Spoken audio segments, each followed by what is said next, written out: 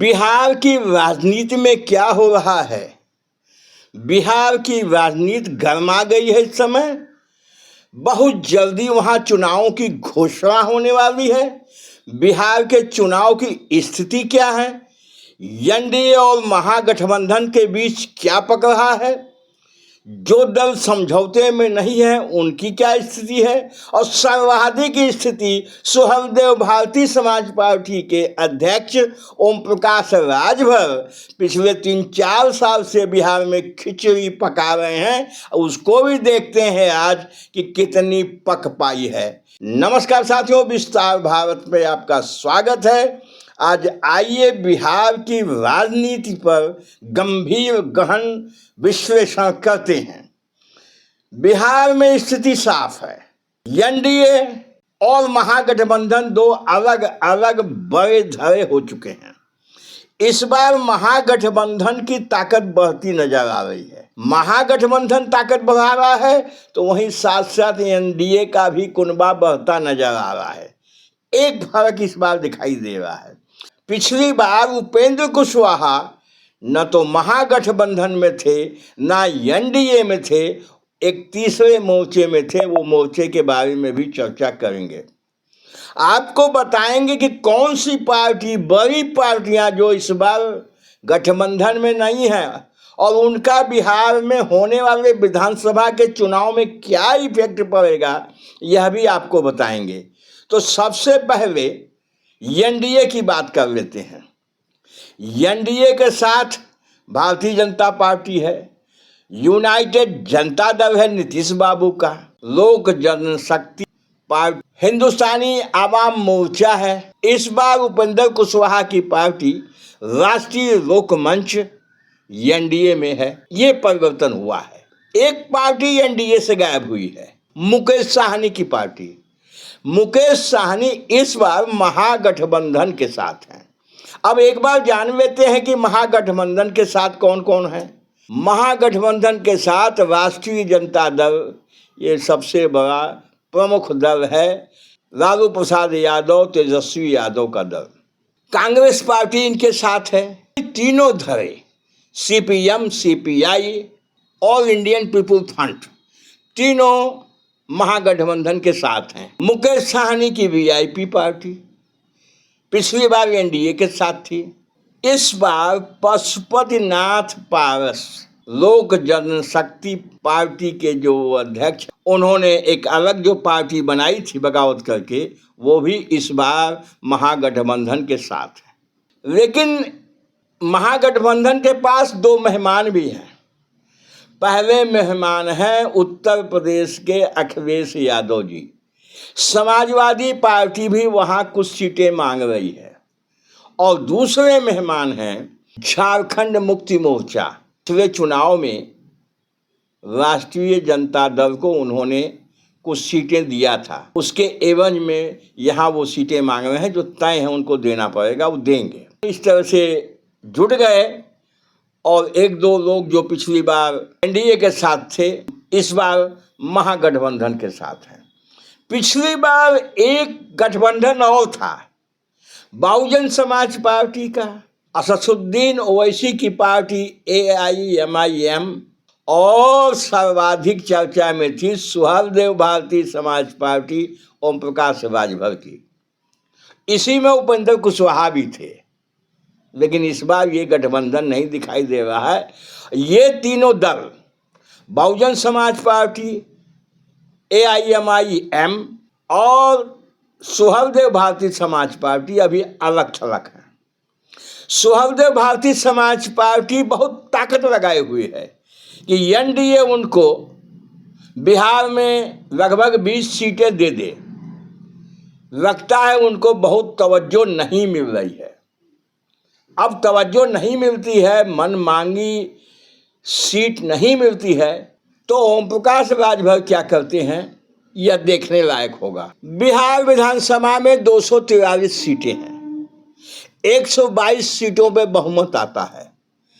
पिछली बार एक गणित और थी कि नीतीश कुमार और तेजस्वी यादव मिलकर चुनाव लड़े थे, बहुमत पाया था, लेकिन नीतीश कुमार धोखा दे गए।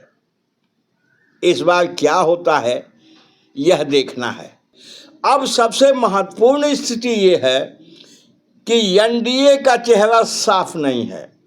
एनडीए नहीं बता रहा है कि चुनाव बाद बिहार का मुख्यमंत्री कौन होगा, ये घोषणा नहीं कर रहे हैं। क्या नीतीश बाबू के नेतृत्व में चुनाव लड़ा जाएगा, उनको दोबारा मुख्यमंत्री बनाया जाएगा? भारतीय जनता पार्टी की तरफ से ऐसी कोई बात नहीं कही जा रही है।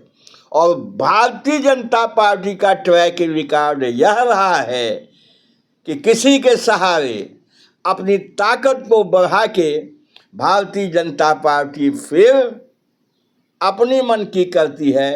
कई स्टेट में आपने देखा है, महाराष्ट्र इसका उदाहरण है। तो यह निश्चित मान लीजिए कि अब नीतीश कुमार एनडीए के मुख्यमंत्री नहीं बनने वाले हैं, परिणाम चाहे जो आवे। लेकिन दूसरी तरफ महागठबंधन ने तेजस्वी यादव को अपना नेता मान लिया है। महागठबंधन तेजस्वी यादव के नेतृत्व में चुनाव मैदान में जाएगा और महागठबंधन का बहुमत आता है तो तेजस्वी यादव ही मुख्यमंत्री बनेंगे, वही मुख्यमंत्री के चेहरा हैं। अब सबसे खतरनाक पोजीशन ये है कि बिहार के चुनाव में इस बार सुहलदेव भारतीय समाज पार्टी को भी इनकार नहीं किया जा सकता है, क्योंकि ओम प्रकाश राजभर ने पिछले 3 सालों में जितनी मेहनत बिहार में किया है, उनके साथ कुछ जातियों का तबका जुड़ गया है। राजभर समाज के साथ साथ राजघोष, रजवाड़ और इस तरह की तमाम वंचित जातियां जिनको बिहार में कभी हिस्सा नहीं मिला है, ओम प्रकाश राजभर के साथ जुड़ चुकी हैं। इसीलिए ओम प्रकाश राजभर लगभग 20 सीटें मांग रहे हैं। कम भी मिलेंगी तो संतोष कर सकते हैं। इस बाबत वो केंद्रीय गृह मंत्री अमित शाह से भी मिल चुके हैं, चर्चा कर चुके हैं। अमित शाह ने उनसे 20-25 दिन का समय मांगा है कि बिहार के लोगों से, बिहार की जो पार्टियां हैं उनसे बात करने के बाद आपको बताया जाएगा, बुलाया जाएगा। तो जितनी चाहत ओम प्रकाश राजभर की है, हमें नहीं लगता कि बिहार के लोग उनकी चाहत को पूरा होने देंगे। अब ऐसी स्थिति में ओम प्रकाश राजभर जिद्दी हैं। अगर अकेले रहते हैं तो भारतीय जनता पार्टी को भयंकर नुकसान हो सकता है, नीतीश बाबू को भयंकर नुकसान हो सकता है, यानी एनडीए को काफ़ी नुकसान हो सकता है। और समझौते में रहते हैं एनडीए को भारी फायदा पहुंच सकता है। समाजवादी पार्टी की एंट्री हो गई है महागठबंधन में, तो लोग बता रहे हैं कि लगभग 6 सीटें समाजवादी पार्टी को देने की बात महागठबंधन में चल रही है। इसी प्रकार झारखंड मुक्ति मोर्चा को भी 6 सीटें या 4 सीटें देने की बात चल रही है। कांग्रेस को इस बार कम सीटें मिलने की आशा है। कांग्रेस को झुक के समझौता करना ही होगा। अगर कांग्रेस झुक के समझौता नहीं करेगी तो कांग्रेस को भयंकर नुकसान बिहार विधानसभा के चुनाव में हो सकता है। तो जिस तरह की तैयारियां चल रही हैं, जिस तरह से बिहार की परिस्थितियां पल पल बदल रही हैं, अभी और भी परिवर्तन होने वाले हैं।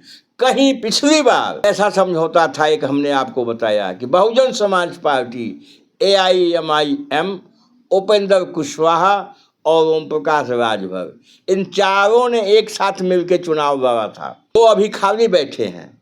बहुजन समाज पार्टी, AIMIM 5 सीटें वो जीते थे। बहुजन समाज पार्टी 1-2 सीट पर अटक गई थी। ओम प्रकाश राजभर को कोई सफलता नहीं मिली थी, लेकिन वोट अच्छा मिला था। इसी कारण से ओम प्रकाश राजभर इस बार काफ़ी मेहनत वहाँ कर रहे हैं और कर चुके हैं। तो ओम प्रकाश राजभर उस मोर्चा अगर कोई बनता उसमें भी जा सकते हैं, लेकिन जिसकी संभावना बहुत कम है, क्योंकि उत्तर प्रदेश में वो मंत्री हैं, उत्तर प्रदेश में वो एनडीए के साझेदार हैं, तो वो कभी नहीं चाहेंगे कि बिहार चुनाव के चक्कर में उत्तर प्रदेश का मंत्रिमंडल भी उनके हाथ से निकल जाए। इसलिए मन मसोस के वो समझौता करेंगे, एनडीए के साथ ही रहेंगे। क्योंकि पिछली पार्लियामेंट के चुनाव में 1 सीट बिहार में एनडीए से मांग रहे थे, लेकिन 1 सीट भी उनको एनडीए ने नहीं दिया, जिसका गम है, और कभी कभी वो इस बात की चर्चा करते रहते हैं। तो उनकी भी राजनीतिक मजबूरी है, क्योंकि सत्ता के साथ हैं तो पार्टी को भी लाभ मिलता है, कार्यकर्ताओं को भी लाभ मिलता है, और उत्तर प्रदेश में वो कैबिनेट मंत्री हैं, इससे उनकी पार्टी की बात दूर तक जाती है। जो भी होगा साथियों, ऐसा बिहार की स्थिति है। अभी अनुमान ही लगाया जा रहा है, और एक प्रशांत कुमार जी हैं, अभी टहल रहे हैं। अब उनकी स्थिति क्या बनती है, यह समय आने पे पता चलेगा। प्रशांत कुमार काफ़ी मेहनत कर रहे हैं, लेकिन समझौते की बात नहीं कर रहे हैं। उनको कभी कभी राजनीति में बहुत बड़ा विश्वास होता है। तो प्रशांत कुमार, अगर हम लोग विश्लेषण करते हैं तो यह दिखाई देता है कि प्रशांत कुमार की स्थिति नगण्य रहेगी। इस चुनाव में कोई करिश्मा वो नहीं कर सकते हैं। हाँ, इंट्रोड्यूस अपने को कर सकते हैं। तो बिहार चुनाव बहुत जल्दी घोषित होने वाला है, और जैसे ही इसकी घोषणा होती है और बात बढ़ती है, हम आपसे बिहार चुनाव की चर्चा करते रहेंगे। बस साथियों, इस वीडियो में इतना ही। वीडियो अच्छा लगा हो लाइक कर दीजिए, शेयर कर दीजिए। हमारे चैनल पर मेहमान हैं, पहली बार आए हैं, सब्सक्राइब अवश्य कर दीजिएगा। बहुत बहुत धन्यवाद।